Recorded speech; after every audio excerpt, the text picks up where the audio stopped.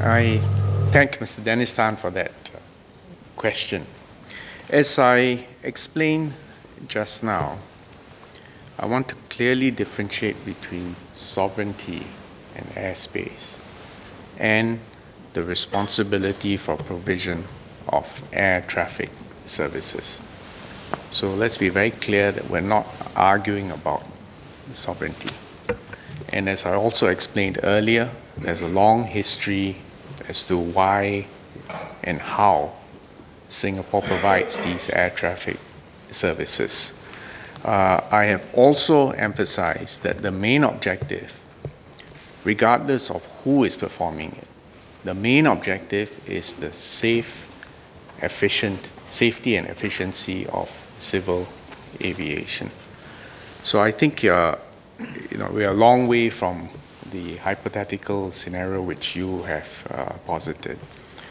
But I would say this: Changi is one of the world's busiest airports, and certainly in our immediate region, this is the focal point on which so many flights traverse. I explained earlier on, again, there are 740,000 flights through which are receiving air traffic services from Changi. Half of those flights land or take off from Changi. So our objective in all our ongoing discussions with our neighbours is to make sure that safety and efficiency is not compromised. And the other salient factor is this, that technology is also improving, and it will help improve the throughput as well as maintain safety and efficiency. And again, I refer to my earlier speech when I talked about distributed multimodal air traffic flow management. I apologize, and it's only been 1 week since I've been doing this. But the concept behind multi-nodal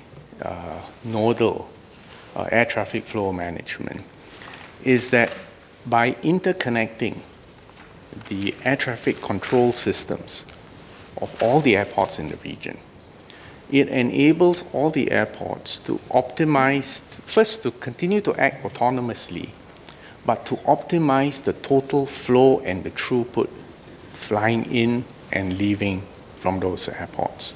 And that's why I've explained that CAS is pioneering this technique and is doing so in an inclusive and open way.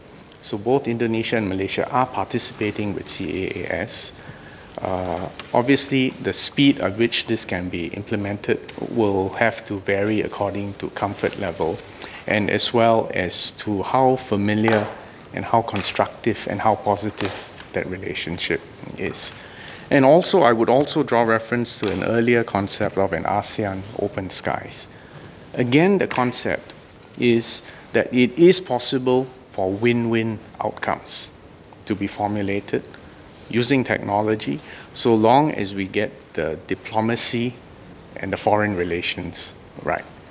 And that's why we are focused on very intense, and I will say very delicate discussions and negotiations with our counterparts. And I hope you also understand that not all of this can be made public.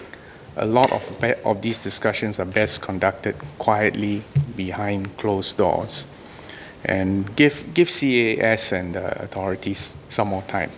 The bottom line is this: Changi Airport, air services, and in fact the logistics, the air logistics, is a very significant sector for us economically, and we must do our best to protect it, to nurture it, and to promote it.